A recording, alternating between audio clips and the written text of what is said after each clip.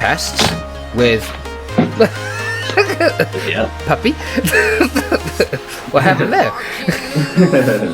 Lona's trying to stitch me up here. Lola, what are you doing? It changes so frequently. Hi, James from the future here.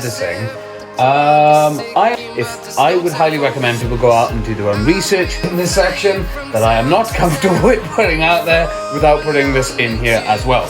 Again, well, going round. Yeah. And the economy and stuff, so exactly. There has to be some respect on every level. Yeah, exactly. There's pros and cons to both. Let's banish that one from the bank.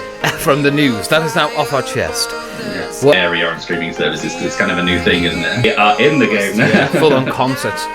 Some people out there like it, and that's be that role then through the entire film and keep it entertaining and fun.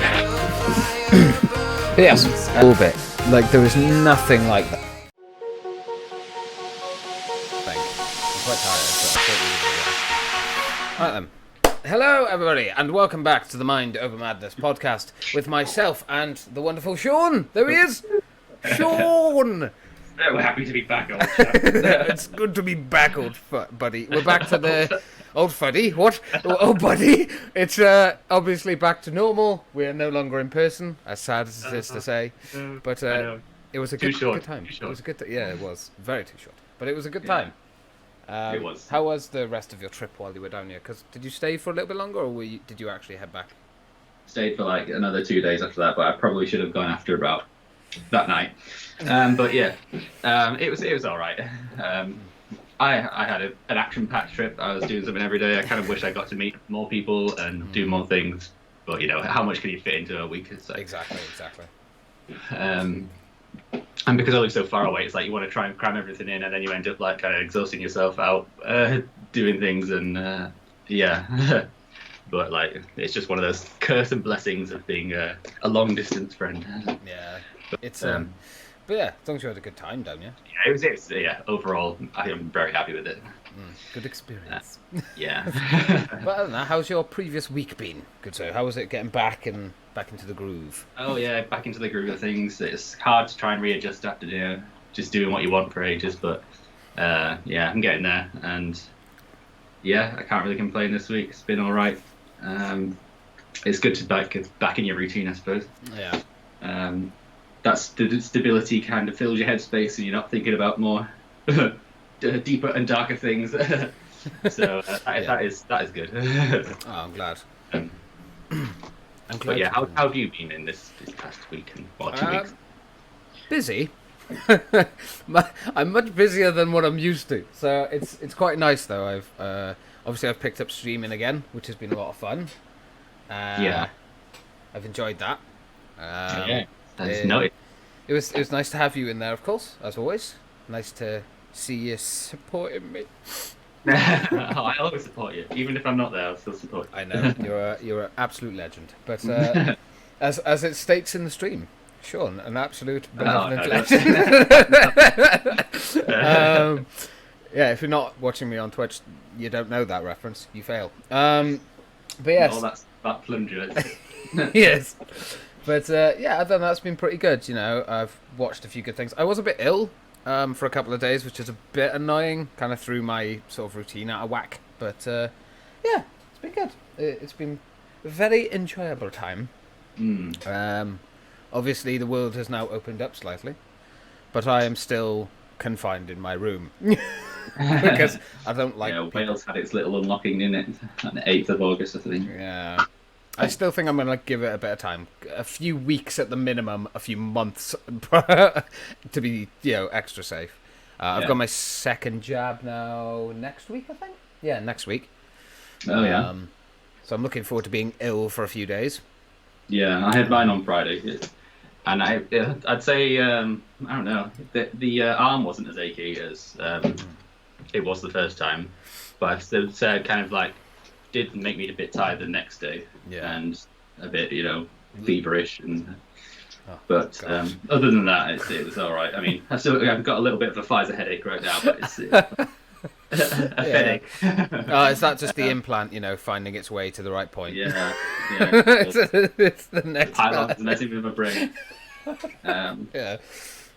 But other than that, it's like it's totally worth it anyway. Yeah, no, just to be safe. I know there's a lot of people that are still very cautious about it and whatnot, and that's fine. You know, I get people being cautious, Yeah. but I'm not bothered. If it kills me 10 years early, I'm not really bothered.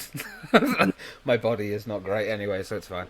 We're armed with the antibodies to be able to deal with it better than we would be anyway. So Yes, although what else can be done? there is a little thing we will talk about in the news about that. But first, welcome to the news section. Now the intro is over, but the news. the news. Yes, the news section. So, yeah, have you got anything for the news? No, but yeah. Well, speaking of second jabs, I suppose we can like segue onto that. They're offering incentives for people to try and get second jabs, which is a bit, really? You need an incentive to, help save your life? Like, for example, I think Uber are doing like free trips to the vaccination centres and money off like the next trip. So some places are doing like free slice of pizza if you can show that you've been double jabbed.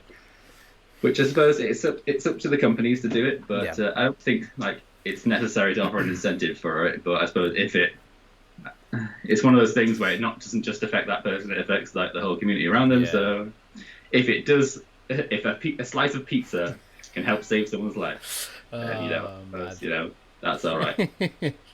The idea that someone's like, I will never get the vaccine, and they go, but you'll have a free slice of pizza. Sign me up! Someone's like interviewed saying, "Oh well, will this convince you to get the vaccine?" He said, "Oh, it depends how big the slice of pizza is." Welcome to Britain. Is that Yeah. Britain? Is that Britain? Yeah. Yeah. Oh, wow. So yeah, obviously there's all this like advertisement campaign saying get your jabs. I can't remember what the slogan was, but it's something like hip and trendy. Or what the government thinks is hip and trendy. Yeah. Hands, face, convince space. them, which they've consulted with their Tory psychologists. Apparently, young people like this thing. Of course. But yeah, so everyone's looking to the young people to kind of take up the vaccine offers because we're getting blamed again for. Ironically, do you know the irony of the entire thing is that if you actually look at the percentages of people, there's just as many people that are older that aren't having it. They just want to blame one fucking group. Social media, like, come on, young people, what are you playing at, dude? Like, excuse me, your age group hasn't exactly took 100% of the vaccine either. Exactly. And not just that, but if the government are like, well, it's the young people, what are you doing? Try harder. Yeah, because you did a great job, didn't you, with this virus? You did a great job looking after the country. Fuck off, Boris. First of all, you made like half of them unemployed. Second of all, you made half of them not get the right exam results. Yeah. And like, still getting blamed. Your fucking government is a farce. Many people keep breaking the rules, and you're like, how dare young people not get the jab? No wonder. I get why people are like, I don't want it. Because who the fuck would trust a government like ours? It's more like watching Faulty Towers than a government. But yeah, just trust science, not the government. Yeah, I mean, definitely go towards more the science and stuff. And you know what? If you are a person out there who is not vaccinated because you wholeheartedly trust your body and the antibodies your body will create, that is your choice. But just, be mindful of the consequences that can occur from that. As long as you're aware of that, by all means, you have the free will to get it or not get it. Yeah, you do you. Exactly. But it's not the only person it affects. Please, can be other people. Please bear in mind that there are elderly people that it may hurt more. But on that then, what do you actually think of the incentive kind of plans and stuff? Do you think they're a good thing? Do you think they're needless things that are just being thrown to kind of shield? So like these incentives are being shown to kind of be like, see, now we're offering. It's fine. Incentives. It's a bit like arbitrary, like a bit kind of not necessary. But at the end of the day, as I said, if it does convince that one, person on the fence, then that's one extra that wouldn't have happened. Yeah, that's fair. I don't know. I think it's a bit sad. I can go to Pizza Express and get a free slice of pizza on the back of me having my jabs. Bro, when I got offered them, then that is a good bonus. Yeah, I don't know, man. It feels a bit, I don't know, more like it's for kids. If you get it, you get a free pizza. You get a lollipop at the end of your haircut or something. Yeah, exactly. And that just feels very, I don't know, quite insulting, I guess. Maybe that's not. I assume that's not how it's meant to be perceived, but it comes across quite insulting when you think about it in that sense. Will you get your jab? No. What if I offer you pizza? Yeah. Okay. All right, I like pizza. Yeah. So I don't know, but on the on vaccines, have you seen the news about the Delta variant and how effective the vaccine is against it? I've seen various things, but clue me in on what you've seen. I've only right. I'll see if I'll get the video and I'll leave it in a link down below so people can go and watch it and make their own minds up. But apparently, according to scientists, and the guy on the news was very, very careful with his words, but according to early tests with puppy, what happened there? Lola's trying to stitch me up here. Lola, what are you doing?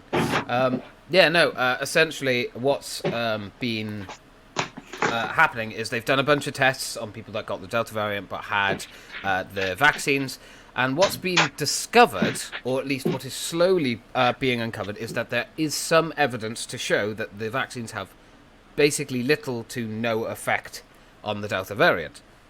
Which... What, is that just on catching it, or... Yeah, no, it's like you're gonna regardless of like the vaccines and stuff, you'll catch it, right? People who are double jabbed can still catch it, of course, but the idea is that they won't get as ill, or they won't, it'll reduce the transmissibility of it. Yeah. But there's evidence to show that none of that is true, and the vaccines aren't as strong. And I mean, to be fair, if you didn't see this coming, you're a little bit of a turd. It's a cold. It's basically a variant of the cold, but just a more extreme version. And yes, it changes so frequently. It would. Hi, James from the future here. The James editing. I am not an expert. I'm not a scientist. I am not a professional. I am an idiot that talks about things online. I would highly recommend people go out and do their own research, look this stuff up. I am saying a lot of stuff in this section that I am not comfortable with putting out there without putting this in here as well. Again, I'm just a guy that can only talk about my own experiences and from what research I have done online, which is not a lot. I'm going off of a video that I saw. The video is down in the link description down below if you guys want to go and see it. Please, please, please do your own research and look stuff up. Do not take my word as gospel. Thanks. It'd be impossible to get a vaccine to consistently protect you from it. Which is why I think I said in our last podcast, I think I was quite strong on this point, was just fucking open the world up. Some people are going to get it and some people are going to get very ill. It is just, it's not popular, but it is just a sad realization. Humans have become a plague on this planet, and the planet's like, right, time to cull you. as horrible, I understand that comes across very heartless and whatever, and it is sad. But we cannot, you're not going to eradicate coronavirus. It's not a thing that can be eradicated. So I think that if the vaccine is not going to protect you from every variant, that's to be expected. And they, again, are the risks of, going outside and whatnot. At least that's from my knowledge. Very limited knowledge, admittedly. Yeah. But, yes, that's for what I've heard. All you can really look at is, like, the data of how many people are catching it, how many people are dying, and it's, like, as far as I can tell, still, like, quite low for, like, even though we have been opening up and stuff, so that's just still a promising sign. It's probably bound to go up again at some point when winter and other. There's all sorts of kind of articles out there and all like rogue scientists saying all sorts of things, but I don't know. Until it's kind of backed by a lot of people, and we can only live in hope. I think it's just treat each day as it comes. Yeah. I know from. I won't say who, just in case they might actually get in trouble, but I know someone who works in a hospital, and essentially, like, the wards are starting to fill up again with people with COVID. So they've even shut down some wards in Bridgend and are now opening up COVID wards again. So, but that's to be expected, I think, especially when they're opening up and whatnot. It's like anecdotal as well, because like I know someone who, even throughout the whole thing, they're like, "Oh yeah, it's not even as bad as people are saying. There's not really that many people in there." But, it's just, which different hospitals, different people's experiences and what they see, isn't it? different areas, different places in the UK are going to be hit harder. That's just part of it, Yeah. unfortunately. Yay! But yes. Well, just one more thing on COVID, I suppose, Yeah, unless you've got anything else. No, that's it. Apparently, one of the scientists has said that there will be never be any more need for any more lockdowns. I mean, I'd like that to be true. I know. I guess it's terrible. I can't remember which scientist it was, but there was one. It's one of the big one. Bigger. He was a big one. He was a big one. But he said there's like lockdowns are going to be ineffective in the future. We've all had this vaccine. Probably goes against whatever the last story was, but yeah, I don't know. I feel like at Christmas things might start to change again, but we'll see. I don't see the point in another lockdown personally. And again, this is just my opinion. I could be wrong, but how does another lockdown help? Even worse if they try and do the local lockdowns again, which do not work. No, if they do the local lockdowns, I'm sorry, I'm not fucking listening to them. Like they're complete shit. They don't work. And again, like I think we're at a point now where regardless of what happens, we cannot keep just hiding away. The economy needs to recover. People need to get out there and start working again, and it's just not acceptable to be like, nah, just close the country down again, who cares? It's just not it's not going to work.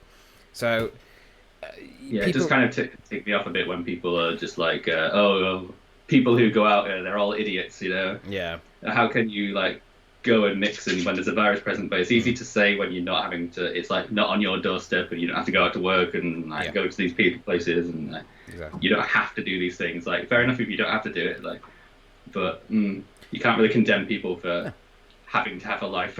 I mean, let's look at this from a logical standpoint. This has been going on now for a year and a half. We've had 3 lockdowns, and there are some people. Luckily, I'm very, very lucky in the sense that I am not one of these people. I've been able to go see family. I've been able to see friends.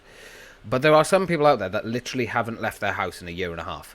Yeah. You cannot tell these people, no, stay in your house. You don't go out. That's not realistic. It's not fair. And I think enough time has passed now, and the variants are only going to get stronger. They're not going to get, like, a variant doesn't devolve. So, every single person that catches it, there is a small risk that there will be another variant. Yeah, exactly. And unfortunately, I think as much as I'm not personally going to go out and party and do all this stuff, that's just not my thing anymore anyway. But more so on the fact of, like, I'd rather just wait.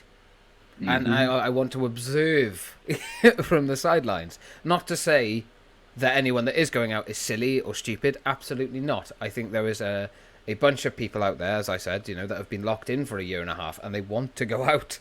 They want to go and see their friends. They want to spend time with them. They want to spend time with family. And I don't think it's unreasonable to, let people do that now. And enough with the fucking stay in your house. Holier than thou crowd. Yeah. Exactly. If you are one of the people, like, don't get me wrong, I'm one of those people. I'm not leaving my house to go and stay at a friend's house or anything. That's not for me. But if someone else wants to do that, cool, fair enough. That's up to them. Just let people be. You stick to what makes you comfortable and happy. Let others do what they're going to do. And unfortunately, that's just how the world works. We can't force people. That's authoritarian. You may as well go live in China. Yeah. Although China, very beautiful place. A little bit of a certain regime over there. So, I think people should just be allowed to use your own brain. If you understand the risks and you're like, I don't care, fine, cool, you go off and do your thing. Yeah, I know absolutely. I know it's not fair on the people that are obviously trying to be safer and whatnot, but life is not fair. Like, no. Unfortunately, not everyone sees this the same way, and we just have to live with and accept that. Not saying it's right. Yeah. But that's how it is. There are people out there that are just generally more at risk from everything. Yeah. And we can't put the whole universe in a hold for just a small minority of people, as hard as it is, and as mean as that may sound. Life has to go on. It's just a case of we can do as much as we can to protect the people that are trying to be sensible, but inevitably there is always going to be this group of people that want to live their lives and are sick of sitting around doing nothing. And I sympathise and empathise with both. And it's those people that keep the world going round. Yeah. And the economy and stuff. So Exactly. there has to be some respect on every level, isn't it? Yeah, exactly. There's pros and cons to both sides, right? I'm not denying that, but unfortunately, I don't like sort of doing the well, I'm in the middle kind of thing. It kind of feels like a bit of a cop out, but I am in this situation. I understand why you'd want to stay in your house, but I also understand why you want to go out and see your friends. I get it. Yeah. Yeah, and I think people should just be left to do that now, and whatever happens, let it happen. And I think 90% of people are in this camp now of just let live and let live, and just be respectful. Yeah. I mean, you look at the beginning of this podcast when we first started it in the midst of the pandemic. We were very much stick to the rules, stay in your house. A year has gone by now. It's like a bit of reflection. Time to let that is growth. Yes, everyone grows, everyone changes. That's how it works. But just let the world go round now. I think enough of the hiding away. Right. But let's banish that one from the mind. From the news. That is now off our chest. Yes. What any other news stuff that you have, sir? Well, Scarlett Johansson has sued Disney over releasing her film on streaming services. Because it's her film. And she's not happy about that because apparently she wasn't told about it or something. I don't know the complete details. I think it was in a contract. It stated that there was going to be a specific theatrical release, and her pay and like her bonuses were going to be based off that theatrical release. But they released it on Disney Plus, so I don't quite know the specifics. But my assumption is that she doesn't get any profit from Disney Plus, but she still gets the theatrical profit. Yeah, I assume it's something around that line. Yeah, something. I don't know. I'm not. I know she got paid 20 million. It's probably like a grey area on streaming services because it's kind of a new thing, isn't it? Yes. They're like, well, you're getting more money for it. It's like, no, but you got paid 20 million. Yeah. Why are you complaining? Yeah. On one hand, I can understand if there's really unfairness going on and she's being kept in the dark and stuff. But on the other hand, it's like you're biting the hand that feeds you. Really, you want to do this? Well, she's not in anymore anyway, is she? Spoiler. Well, okay. Endgame. Get lost. Yeah, if you haven't seen Endgame already, it's been a while now. Okay, you've had plenty of time. Everyone knows that. But I mean, I understand. If it is a breach of contract, absolutely, it should be taken to court and dealt with as a breach of contract. That's fine. But you're bitching and complaining because you're not getting enough money. You got paid 20 million just to make the film. Do you realise that most people will never even see $1 million in their lifetime, let alone fucking 20? Yeah. Without the Black Widow character or Disney or Marvel, you wouldn't really be the person you are today. You'd still be a fantastic actor or actress. I don't know which one to go with here, so I'm just going to say actor. Be a fantastic actor, but that doesn't mean, you'd still have an amazing career. You've done so many Marvel things at this point. You're probably a multi-millionaire. Yeah. I mean, taxes are a pain, but that's just everyone has to do. What was she actually in before? She came into Iron Man. Iron Man, wasn't it? Iron Man. Yeah. Was she in Iron Man 1? I'm not sure. I know she was in Iron Man 2 for sure, and she was very sexualized in Iron Man 2. Tony. Every other line Tony said was, "I'd love to fuck you." But I mean, I think it was Iron Man 2 she was introduced, if not Iron Man 1. And then from there it was Avengers and everything else. Americans yeah, she cropped up everywhere. I'm just trying to look in what she was in before that. Was that her breakthrough? She was in a lot of stuff before that. Oh goodness, she was. Oh, I can't. I think it was that Alien film where she plays an alien in a human body, but I can't remember what it's called. Oh yeah. She was in so many things. She was in a lot of things, but it just wasn't she wasn't as big as she is now. Black Widow got her to become a household name, essentially, I think. Not that she was a bad actress, because she wasn't. She was very talented, but and there I go, actress. I'm just gonna say actress for women and actor for male. I'm sorry if that offends anyone. I apologise, but that's just how I've been brought up with it. I will change if I have to, but. Yeah, but I'd say that role kind of did bring her into the mainstream, I suppose. And yes. But yeah, that's fair enough. Yeah.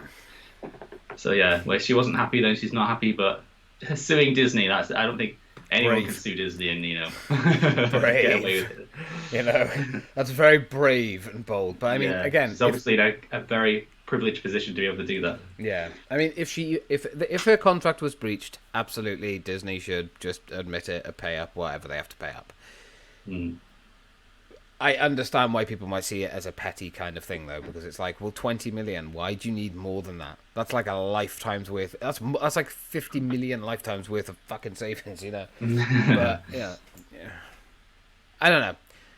When I see stuff like this, like actors complaining about, oh, my pay's been cut in half and stuff, I don't know how to feel because I empathize with the the pay thing. Like, you should be paid for what you're rightfully owed.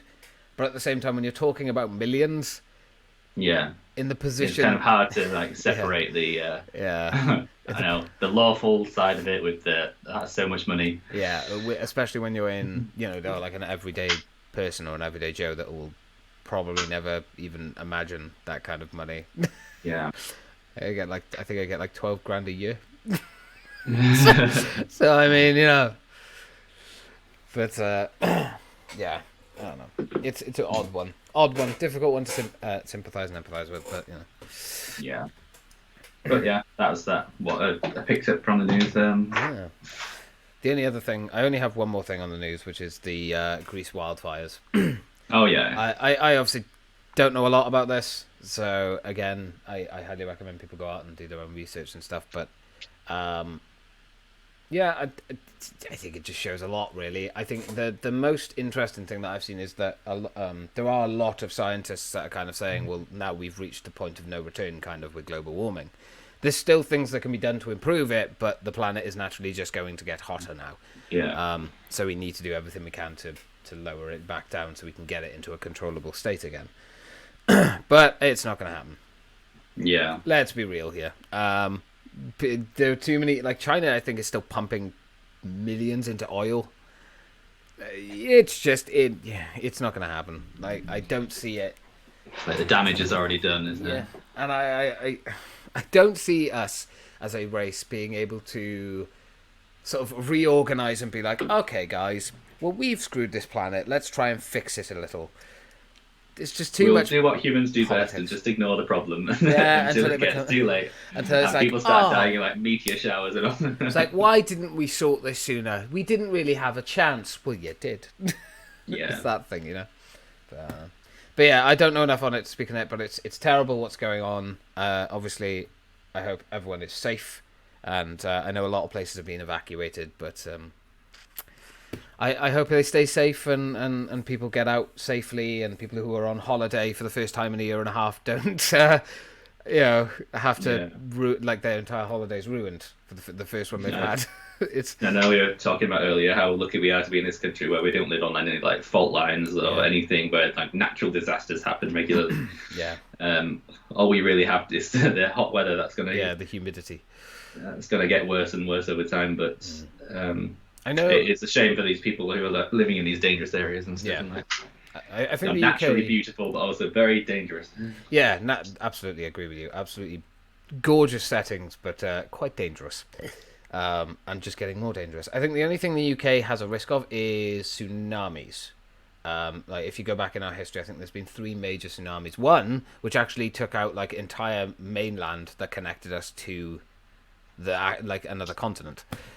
It took out like an entire place. I can't remember the name of it. I'll find the video on it and I'll put it down below. Highly recommend it. Good watch. But yes. Let's face it, if Blackpool disappeared into the ocean, I think yeah. But, well, there we are. Is that humour? Yes, that's our humour. If you can't laugh at it, you just cry, and no one wants to just cry. Yes, I think that's... Apologies for anyone watching Blackpool. Yes, it's nothing to do with you, it's just the place. But, yeah. Of course, people would obviously care. But just, it's funny, okay? It's like if I said anyone, if Bridgend fucking disappeared, people would celebrate. They would rejoice. I live in it. I would. It'd be a global miracle. Yes, it would. It would. But yes. Go on. Shall we move on now? Yes. What should we move on to next, good sir? Shall we go into games? Ooh, spicy. I like Yeah, it. spicy. Let's go with that. Let's go into games. Um, Which so you like to start with? Fortnite held like an Ariana Grande Mm, experience, interactive concert kind of thing on. I think that they had it over a series of days, but you had to be there on time. yeah. And I checked it out because I was intrigued of how they would do this thing. It's pretty good actually. Like, I'm not like a big Ariana fan or anything. I know people who are, so I recorded it and send it to them. I liked it. But it's really like you have to like appreciate the craftsmanship that went into it and the Mm, development hours, and like it's a really kind of different interactive experience. mm. And Ariana, it's cool that they have these like pop culture references and like not just references anymore. They are in the game Yeah, now. full on concert. You can play as her. How Like, long was the actual concert then? oh, it's only like 20 minutes, but it was kind of like jam packed, Mm. full of stuff. And like there's one part where you have to like defeat the kind of giant fire monster or something. You're like, what am I playing here? Um, but it's pretty cool. I recommend watching it on YouTube because I don't think they're doing any more of them after today or yesterday. But um, all the Fortnite live events and stuff like that are always like kind of they set the standard for live events, I think. Because I know they do them at the end of each season with like they do one for like the alien invasion and stuff. Like I wasn't a massive fan back then. I missed all of them all, but I've like heard about them on YouTube and watched some of them. And I'm like, that's pretty cool. Mm. You get to experience them with your fellow players. With your fellow brethren. Yeah, but yeah, that was a cool thing that happened in regards to gaming on Fortnite. Oh, fair enough. Just Sounds a little bit. Yeah, have you got anything on gaming? I do, yeah. So I've been playing through Bendy and the Ink Machine. That's been fun. Yeah. I've been enjoying it. It's surprisingly jump scary. But yeah, it's really good. I'm almost at the end now, I think. I'm actually not too sure how long the game is, but I think I'm coming towards the end. We're like halfway through chapter 4. It's been fun. Interesting take. I think the story is done in like a really fascinating and interesting way. Like you learn stuff as you go along through like these like logs that are left behind. And yeah, it was nice to hear Jacksepticeye's voice in there. Well, is he actually in that? Yeah, he has he voices one of the audio logs, and you can tell it's him because it's like a really thick Irish accent. They really pushed the idea this man is Irish. Yeah. He's Irish, is he? Yeah, so I never would have guessed. You know, he starts his videos with "Top of the Morning" to you. Yeah. But yeah, no. Overall, it's really fun. I'm enjoying it, and I'm looking forward to seeing the end of the game. And I believe there's a branching pathway as well. Like you can do 2 different versions of the game, right? It's like Yeah, I like the visual style of it. It looks really cool. It's like kind of a little bit cartoonish, but not at the same time a bit like Five Nights at Freddy's ish. Yeah. But yeah. It's like based. I'm not sure if it's actually based on anything true or whatnot, but it's something like the Mickey Mouse stuff. Obviously, everything that happened with Mickey Mouse, Bendy and Boris, Bendy and Ink Machine kind of thing, was like a side project that never actually got as big, and kind of just got left by the creator. It's a fascinating, a fascinating way of telling a story, and it's very gripping. It takes a lot for a game to grip me and make me super interested in the story, but this one's actually done it fairly well and fairly easily. And it is scary as well. Yeah, genuinely, I'm like, oh great, okay, that's not what I expected from this game, but okay. Yeah. Yeah, I've been enjoying that, and a bit of Dead by Daylight, of course. Oh yeah. As always. Well, it's on this kind of scary-ish theme. I've played through the entirety of Plague Tale: Innocence, and I must say I've really enjoyed that one. And I can see what people are saying when it comes to the ending, and like this isn't a spoiler, but some people say Rat Palpatine, and I'm just like, oh yeah, I get why they say that. It's very funny. But yeah, it was a gripping story. I mean, I can't really complain too much about it because it's only like it's not a AAA production. It's like I don't know what you call it, AA. But yeah, the relationship between Amicia and the little boy, which I forgot his name, is good. Hugo, that's it. Hugo. And you meet a band of people along the way, and obviously there's some interesting things with regards to the rats, and certain abilities you get towards the end, which is really cool. Yeah. But yeah, I mean, I think if I had to complain, like maybe some sections felt a bit padded out, where you're having to re-go to the same areas as before or do the same thing. Yeah. With regards to the puzzle aspects of it, but yeah, other than that, it's all right. And there were some bits which I think it was a bit bugged on one stage because the auto aim was like completely gone, and you had to kill like 3 guys really fast, or else you had to start again from the checkpoint. It's like, what the hell? But Yeah. a little teething issue. Once got past that, it was like fine. And as far as the PS5 version goes, it's like pretty damn nice looking, and the haptic feedback's really nice as well. Enjoyable experience. I recommend it. Oh, I look forward to playing through it whenever I Yeah. get the fucking chance. Yeah, I think the actual ending to it will be a bit divisive for people. It's a bit out there, but Well, rat-faced Palpatine, yes. I yeah, imagine that is quite out there. It's out there. You don't really expect that going into it when it kind of starts out from my humble beginnings. But yeah, I'm looking forward to the second game in the series with what they can do with that. Yeah. Oh, fair enough. Oh, great. I will definitely be looking forward to playing that. I know it's probably on your backlog, on your list. So many. But I am getting through them slowly. Very, slower than normal now because I'm just trying to do too much.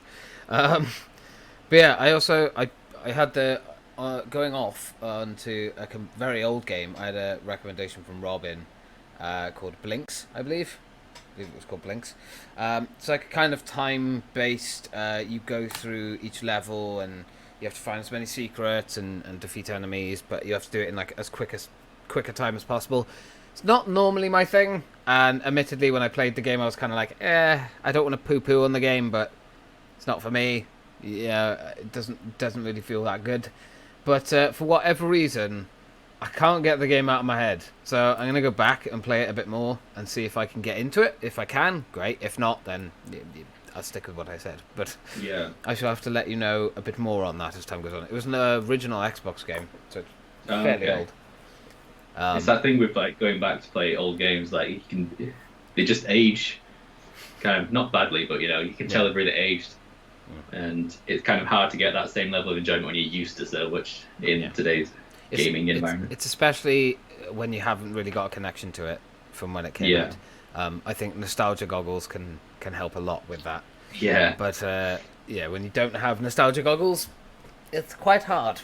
It's quite hard to accept that. Oh yeah, this game was. I can see the appeal of the game, absolutely, but it's just time trial things. I've made it very clear they're not my thing. I don't like time trials. But I'll certainly give it another go, another try. Yeah. I'm sure Robin will be glad to hear that. Because I did. I'll be honest. It was on stream, so I did kind of poo-poo on it a bit. Yeah. And she literally just suggested it. I was like, I'm not poo-pooing on the game, but it's just not for me. And I think she was quite upset by that. Well, we can poo-poo on games and then change our opinions later. Exactly. So I did say I'm going to go back and play it a little bit more, give it a bit more of a chance, because I didn't really play it for very long. Yeah. So I'll give it a have a full rounded opinion before you poo-poo again. Exactly. Play as much of it as I can before I just go, nope, poo. It's poo. But yeah, other than that, not really much. I think the Back for Blood beta is out now or something, but for people who pre-ordered, which I saw someone playing that the other day. I was like, oh, jealous. I mean, I think, because I've got Game Pass, right, and it says, oh, you can pre-install this. But I don't know if the alpha still works, so it's like, do I pre-install it and test it? I should have, but I haven't yet, so I don't know. So that's coming out fairly soon, I suppose. 12th of October, I know there's been a few more delays to other games. Horizon Forbidden West delayed till next year. Fucking game keeps getting delayed. I'm glad, because I'd rather they delay it and get it right. But it's still poo. And there was another one which is getting delayed, which I can't remember. But basically anything PS5 related getting delayed. Yeah. But that's good. That's good. It's fine. I'm not in a rush to buy tons of games. I'm not really missing that new game feeling. I'll probably get Horizon Forbidden West as. Yeah. I'm looking forward to that one. There are a few games that I'm looking forward to. But yeah. What about the PlayStation Plus games? Have you played them? Yeah, I played. Well, Hunters Arena Legends. Yeah. Played it for 10 minutes, deleted it. Well, like I played That's one all I'll say match, about that. and I was like, oh, it was okay. It's a different way of playing a battle royale, I guess. But I feel like I need to spend a bit more time with it before I can make like a same thing with Blinks. Like I haven't played it enough to be like, oh yeah, I like it. I like the idea, like a medieval kind of Yeah, me too. battle royale. But I mean, I don't know if the Like- third person kind of. Just the first impressions on something like this. I mean, yeah, I mean like, the thing going for into me, a random name generator, Hunters Arena Legends. the thing that sold me was when I looked through like all the different emotes that you can have for the characters. All the female characters could do the 2-foot Han dance, which is that again anime jiggle one, yeah. And I was like, oh, that's kind of cool. Like I've never seen that in a game. That's nice. But then none of the men can do that dance, so I was very upset. I was like, well, this is sexist. Probably have to pay for them all. Oh, well, you can unlock them, but let's face it, within a week they'll probably make the grind fucking stupid. Like right now, it actually seems like the grinding is pretty reasonable, but that's the same with any new game that comes out. After 2 weeks, you buy this pack to speed up yourself for Look 20 at minutes. Destruction All Stars, that kind of went down the pan almost the 2 weeks after it kind of. I think I had the same reaction you had to Monster Hunters with that one. I like played it for 10 minutes and went, nah. Yeah, I got through the tutorial, but the way the character moved, it just felt like it was made for PC, and like he was moving on the spot, and the ground wasn't like going the same. It was like, oh yeah, unpolished, and the controls were like, oh, not what I'm used to. I think Yeah. it's like a culmination of everything and first impressions. I was just like, oh, I just can't be able to get into it because it's just another waste of space on the hard drive, which I'm not going to play. Yeah. But some people out there will like it, and that's good. Yeah. Keep it alive. I don't want to put any developers down. Again, this is just bear in mind, opinions are fine. Yeah, Like, it's just everyone has different opinions on games and shit. Like, we don't have to agree on everything. If you love the game, great. 10 out of 10. More power to you. I think it's shit. So there you are. It does not deserve a place on my hard drive. My very limited hard drive. Yes, exactly. What about Plants vs Zombies: Battle for Neighborhood? Have you had a chance to jump on that yet? I played a little bit of that. It's quite a bit of fun actually. I quite enjoyed Plants vs Zombies: Garden Warfare 2, and it's all very similar, aren't they? But you can play the same little plants and the zombies.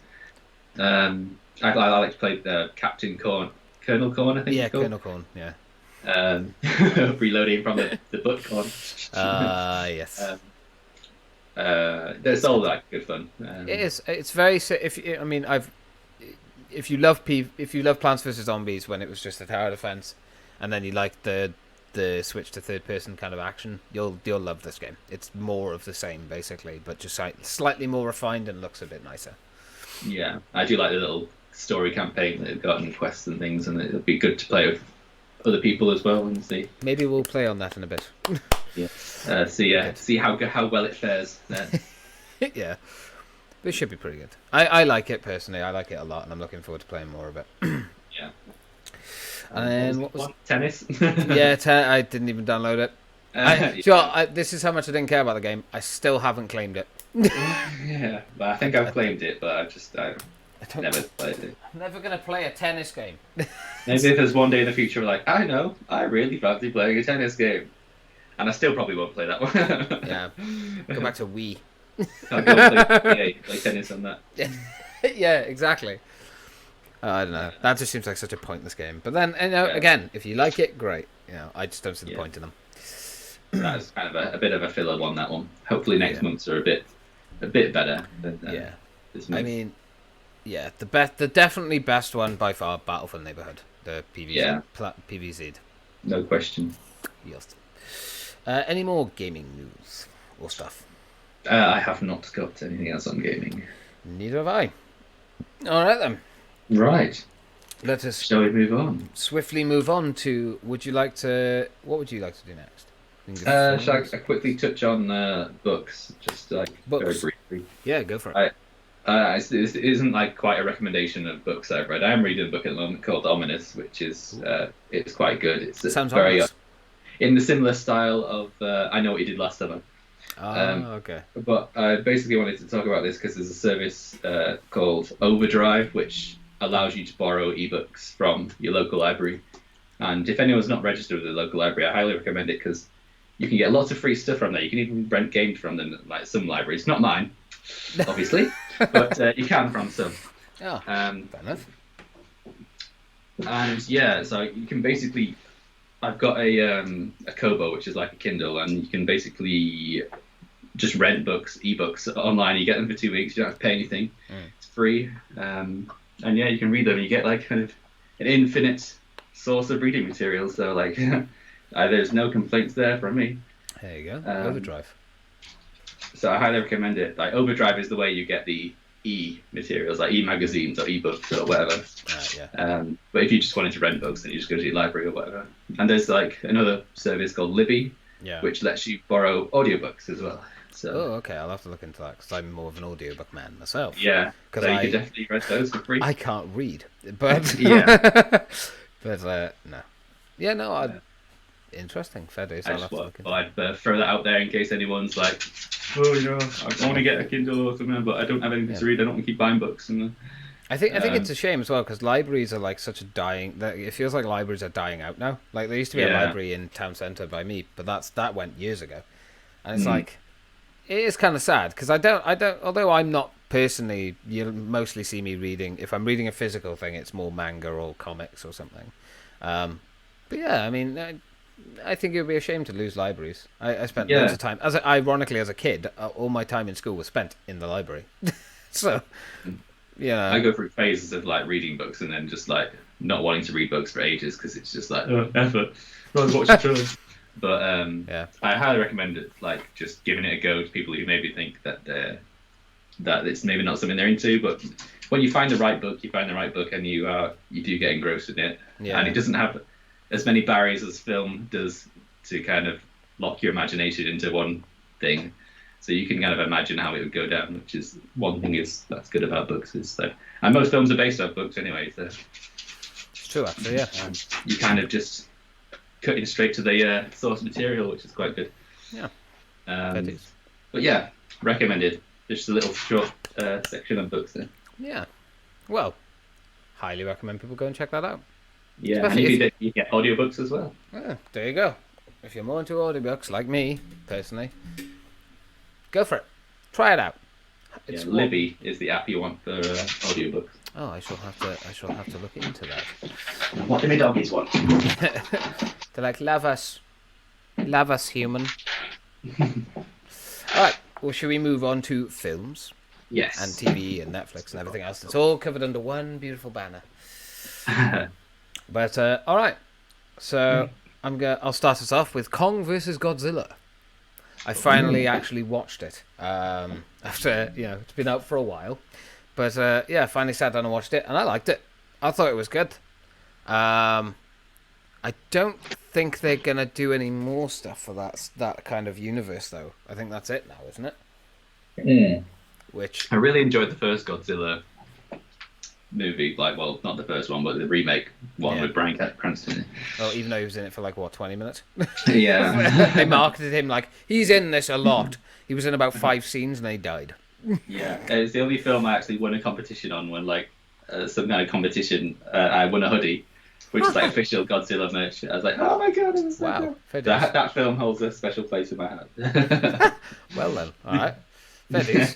Yeah, just a bit of random. Yeah, random trivia. But yeah, I've not seen Godzilla vs. Kong though. It's very good. I do recommend it. The CGI in it is absolutely phenomenal. It's not like your standard sci-fi shark versus octopus. And there's a lot of good little lore parts that they've put in there, and the way that they did the ending. I won't spoil anything for you, but it's very good. It's very, very, very well done. Creative. Very creative, yes, and good acting. Surprisingly, although again, I know I shit on her quite a lot, but Millie Bobby Brown, she wasn't so good in the film. I'll be honest, I think she's excellent in everything else that I've seen her in. Like the main thing, obviously, being Stranger Things. Yeah. And I think she does a phenomenal job of that. I think she is more adapt to TV.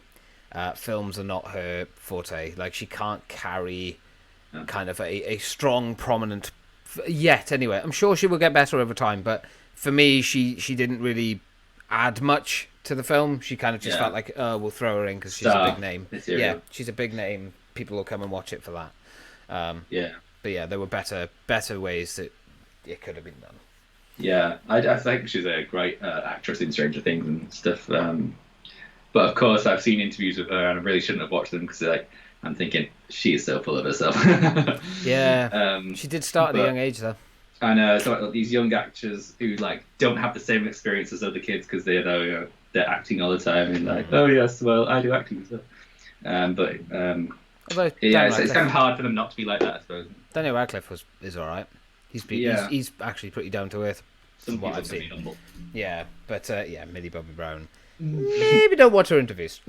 just stick to watching her being an actress because she's great at it. Yeah, she is a fantastic actress, but I think in films, giving her such a strong role, I don't think she is skilled enough to carry that role then through the entire film and keep it entertaining and fun. But yes, any films on your part, good sir? Yes, I watched a film called The Swarm on Netflix. It's a little French film, it's quite a big budget. It's a French film.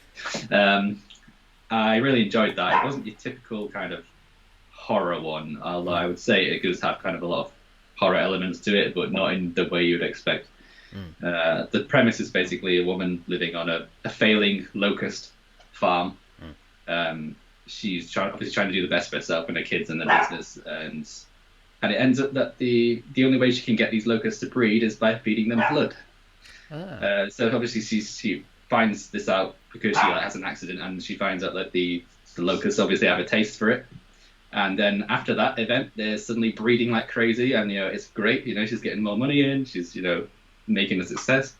So she obviously tries to get the blood in, but the locusts have quite the appetite. So that obviously makes things a bit difficult to her. And I do apologise about the barking. Dogs will be dogs.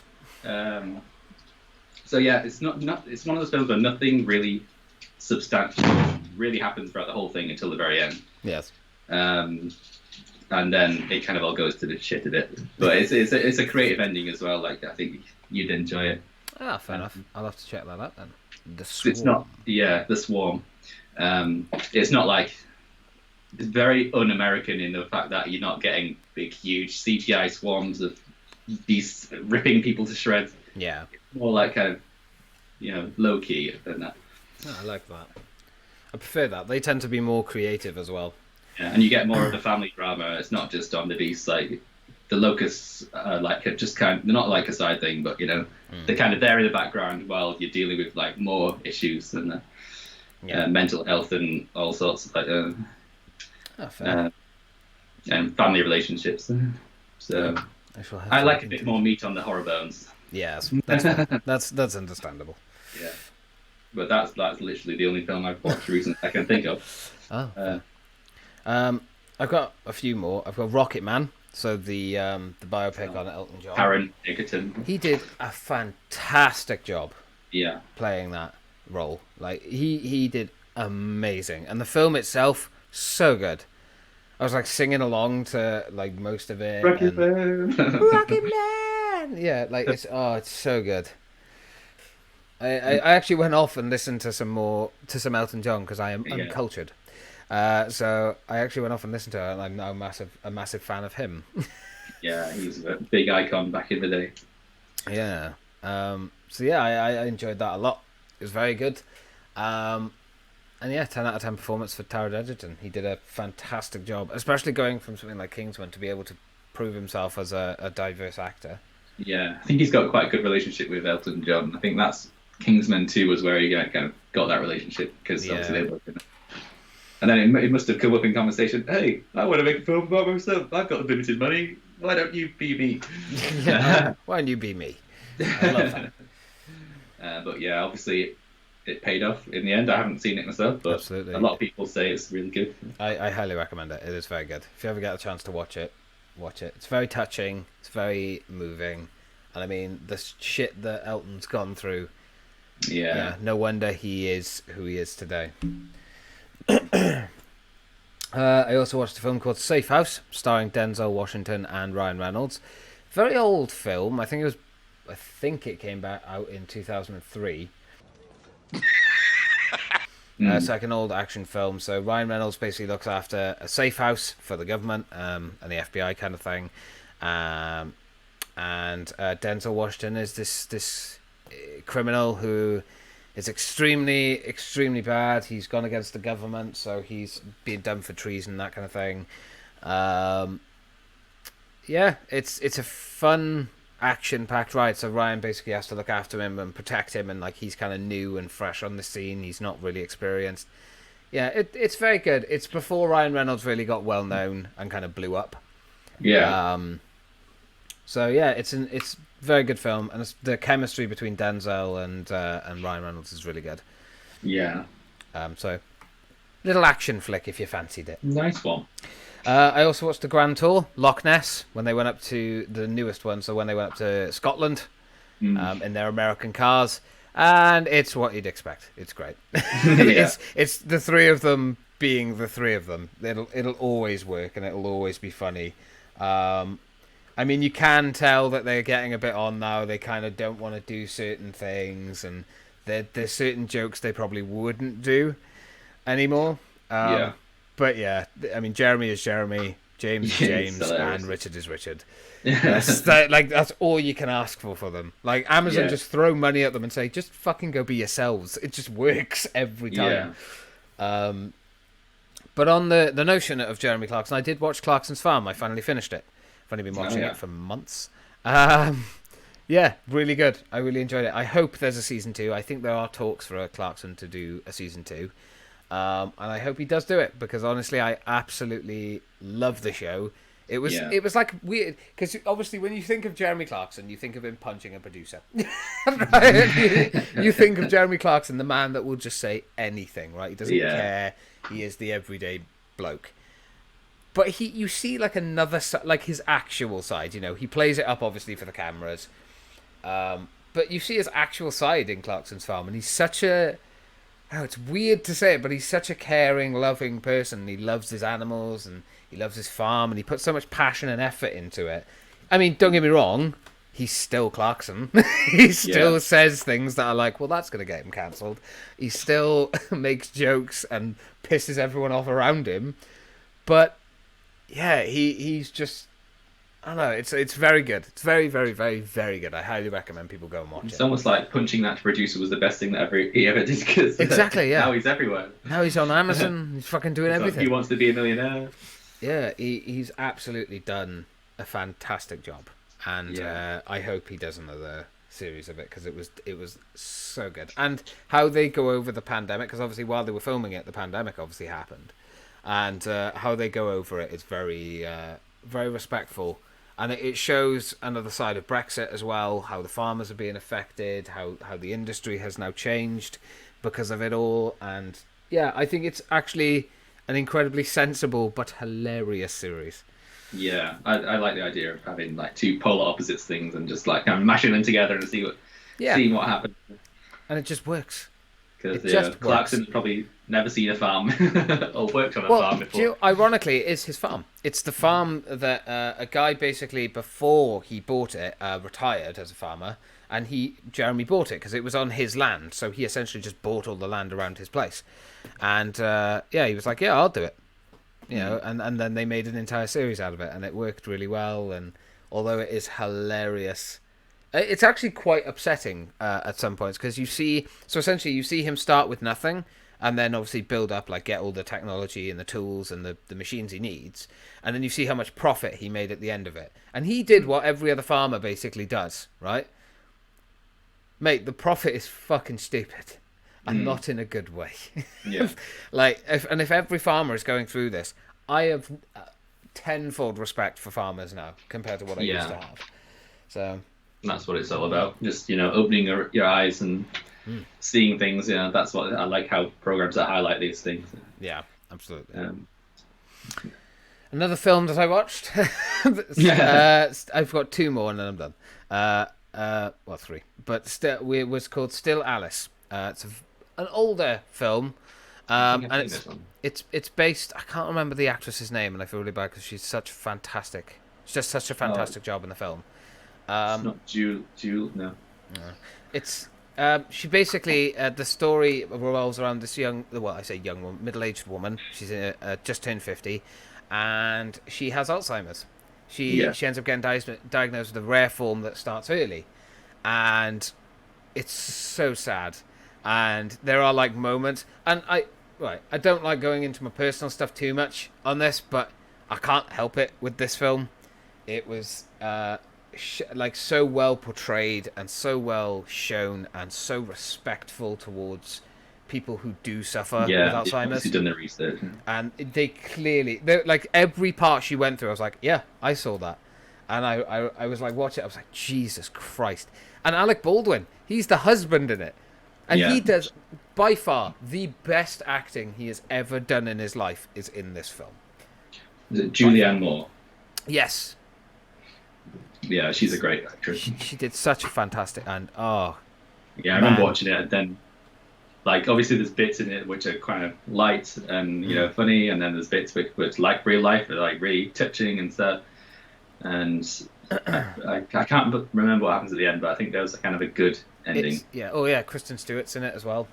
And Yeah. again, best performance she's ever done, in my opinion. In Twilight, she made one face and sometimes went, like, in this, she was so good. She was flawless throughout. It was fantastic. And, the ending is sad, but also very happy in a way. It's kind of like a thing that's accepted. I won't obviously spoil anything because I do want people to go and watch this film, especially if you don't know anything about Alzheimer's, as someone who has an Alzheimer-riddled granddad.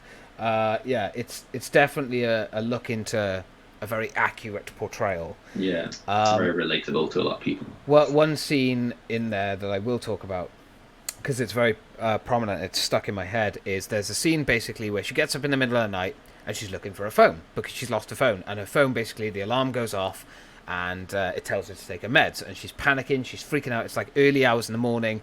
And she literally is breaking down into tears because she can't find her phone. And then the next scene is like a month later. And Alec Baldwin pulls her phone out.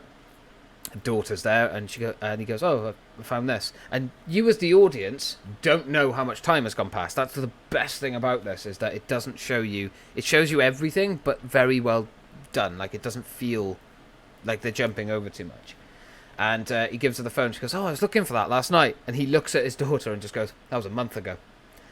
So accurate. Like, I don't know how many times I've been like, yeah, that was like a week ago. Yeah, that was like a month ago. Oh, the Red Indians are attacking. That was like a century ago. I don't know where the fuck you got that from. Like, it's genuinely very, very accurate and a very good film. So I do highly recommend it. Yeah. On another note, I watched Arnold Schwarzenegger's first ever film, Hercules in New York. Oh god. Oh my goodness. How was that? Good film.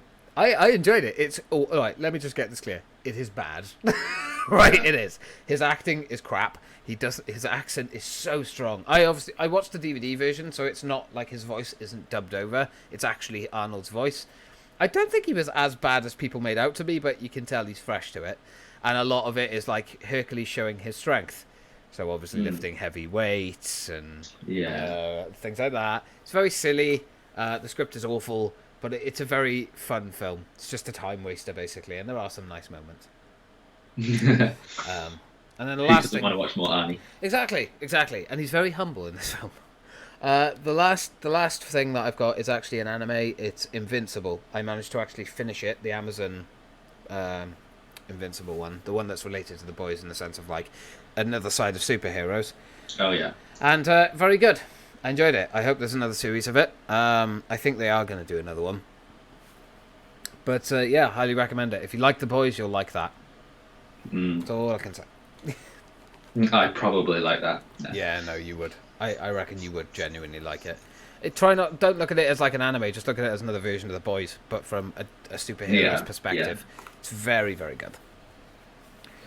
But yes, that's all I've got. Okay, so that is the film section. Yes. Done. I think we've done everything now except for One section. And Shall we move on to the we interesting? say it every time, yes. The interesting things. The interesting things, yes. Have you got anything for the interesting things? Yes. I just wanted to talk about any like coping mechanisms that we may have with dealing with like bad days or tough times, I suppose. Ooh, interesting. Maybe it could probably help people. It's nice of Just you. thinking of ways to deal with things like I know there's kind of variations of this mechanism, but I know when I have a bad day, like I know a lot of people like kind of write things down, and I did start trying to do that. Yeah. But I mean, it wasn't like totally working for me. But I find it's good to find like a physical object in the house. It's something stupid, like sometimes you see that a little toy car or something, and then just kind of focus on what's happened. Focus on, oh, I had an argument with this person. How do I actually feel about this? Like, what is actually upsetting me about this? And then try and focus that on this object, and then move the object somewhere else and go and do something else. Like brush your teeth, go for a walk, run around in the garden. It's like you give yourself the time to focus on that one thing, and then once you put that item down, it's like that thing stays there now. I'm going to go and do something else. That's really actually a very good way of figure out what it is that is upsetting you. Like even if it's hard, like maybe I'm jealous. I feel left out. Maybe I'm I don't know. Yeah, it's like you go to a hard place which you don't really want to admit to yourself that maybe you are struggling with something like this. Yeah. But like just go there and like put it on this object, then put the object somewhere else, and it's a good way. and do something else. That's not like a solution to the problem. It's like just kind of coping with it straight away. Then compose yourself, then solve it. Maybe have a talk or whatever. Yeah. It's very nice. Or maybe just give it time. Sometimes these things just take time. Solve themselves with time. Yeah. But yeah, that's one method that I would use. Do you know what? That's actually a very interesting way of doing it. It's like, making sure that you focus on the one object, but you're giving your attention to the thing that's genuinely upsetting you. And it is hard. You are right. Absolutely. It is very difficult to do it because, who wants to sit there and think about the things that upset them, No one. But that's actually a very clever way of doing it. Because I've tried writing thoughts down, man. It doesn't work for me. I'm not that person. I think what I've found, I guess, for me has helped is structure and kind of routine. It's a very basic thing, but I have found it helps. So I have a couple, but I'll stick to just one. But the one that I'll go with, is confronting the issue. So for instance, I'll use yours as an example, like an argument. Say you've had an argument with someone. If you can tell in the moment that you're getting angry, you're getting frustrated, you're not thinking well, walk away, right? As difficult as it is, and it is hard, especially if someone is like on your ass about something, and you're like, well, I know they're wrong. I want to prove them wrong. They're being an ass. But it won't end well because you're not composed. Take a step back, take 10, 15, 20 minutes, however long you need. Everyone is different. And just relax, get yourself a bit more calm, have a cup of tea or coffee or hot chocolate, whatever you want, water, doesn't matter. And then come back and talk to the person again later. That's arguments. But, I don't know. I have a lot of different things. I do different things. I don't know if you would relate to this. I do different things for different problems, right? So certain problems, like I say, an argument, for instance.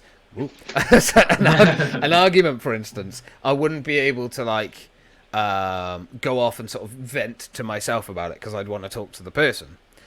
But with something like, I don't know, say something goes wrong, like technology doesn't work for me, or something goes wrong when I'm trying to set up a stream, or I delete something and it stresses me out and upsets me or whatever.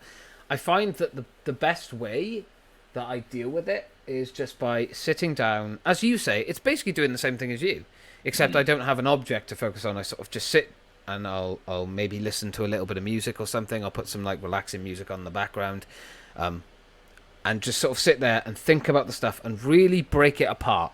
Take time for myself so I can break stuff apart and be like, okay, well, why is this upsetting me? Go through it all, pick little bits and bobs out of it. like really take it apart, and then be like, well, there's nothing there to be upset about, so okay, and then go on to the next thing. I get that doesn't work for everyone. It is a hard thing to get yourself into a routine to do. Other than that, just sort of routines or anything like that, you know. Yeah. Working out for 5 minutes a day, you know. That can do your brain wonders. It's been proven that exercise does help. It makes you feel better. Going outside, just going for a walk, look at the sky. Oh, nature. Yeah, there's nothing like nature, man. Because the amount of time we spend looking down, look up. Or looking at pieces of technology, you know, just that's nice, that's wonderful. I wonder what that's about. And then looking, you know, like we're doing now, but we're still talking, you know. Yeah. And I think I said this to you when you came down. Actually, it's just something about being out in nature. It just makes you so relaxed and so calm, and you know, I would highly recommend if someone's ever going through like a lot of stressful shit. The world is a hard place, man. Everyone is going to hit a brick wall. Like, I highly recommend someone go to a field, go to like go to a woodland, or go somewhere where there's a lot of nature, and just stop for a second and just look around and absorb it. Like, there is nothing like that. At least that's what I found helps me.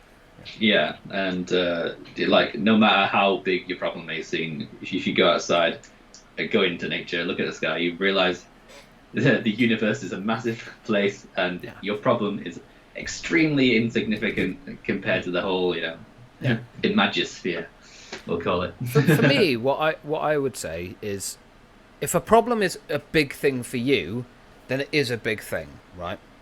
But when you look at it, as you say, you know, when you look at the entire world and stuff, look at it in its actual form, not what in the moment you're going through and like the heightened emotion is making it seem bigger than it actually is, maybe. You know. And life is unfair, man. That is one of the most true quotes I have ever heard, is life is unfair. There are so many things that happen that we have no control over. And it can get really hard very quickly. And yeah, it's fine to be overwhelmed. It's okay to be struggling. It's okay to find things difficult, but don't run away from it. You know, accept it. You know, absorb it and accept, you know what, this is fine. I'm okay. I'm allowed to feel like this. But don't ignore it. Don't run away from it. I wouldn't... bask in it is not the right word, but... Embrace it. Yeah, embrace it. Accept it. Because although there is a lot of this difficult stuff, there is also a lot of happiness and a lot of joy that can come out of life as well. Like, this podcast is a staple of my fortnightly thing, like my routine. Like, it's such an embrace of just being able to talk about all the stuff we've done and hang out and chat. And, And even though, like, on the surface it's like such an insignificant like thing, but like, it's not to like us. Yeah. Everyone has their unique problems, right? Everybody. And just because to someone else it might not seem like a big issue, if it's a big issue to you, it's a big issue to you. And that's it. But don't run away from it, don't ignore it. As Sean quite rightly said, embrace it. You know. And I agree with that. Embrace it, accept it, it is part of you. Live with it. And you'll find yourself, if you can do that, you'll find yourself being able to accept and embrace a lot more stuff that's going on in the world and in your life. And your life will get easier and it will get better because you're able to accept everything instead of, you know... You can find even the smallest thing to make you feel a little bit better, and that is a success. Then. Yes. As ridiculous as gives you the confidence to deal with the problem. Then. Yeah, absolutely. And as silly as this may seem, social media sucks ass. Don't look at it, don't listen to it, don't fucking acknowledge it. There's so much fake shit online. And that's partly where a lot of my shit came from in the past, was looking at like photos of the ideal man body and shit like that. Like, it's not normal.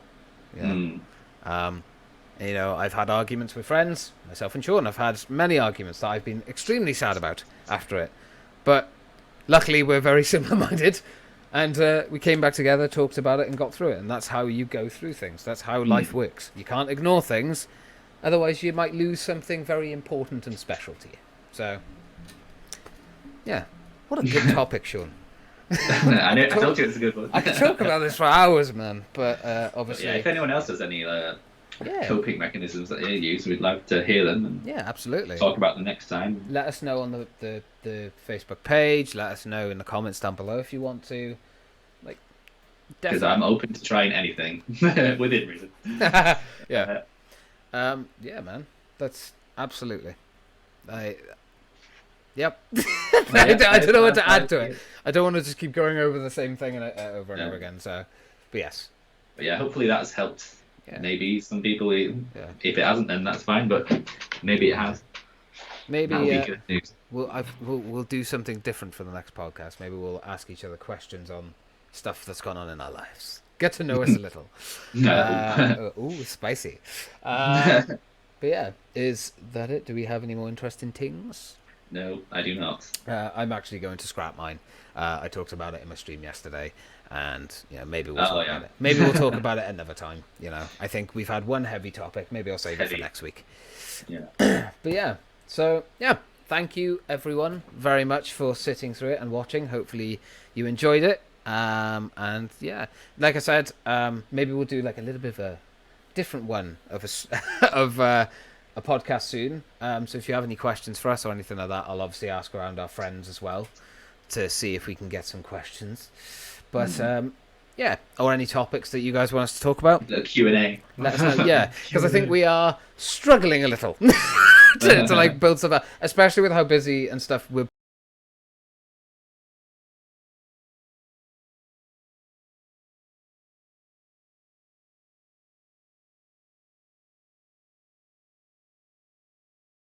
Time. Yeah, always appreciate your company. Now me and Sean are going to go off and finish Lost Season 2 and chill out and play a bunch of games. Yeah. So thank you all very much for watching. It's been an absolute pleasure, and we shall see you in the next podcast in 2 weeks. See you next time. Bye bye. What?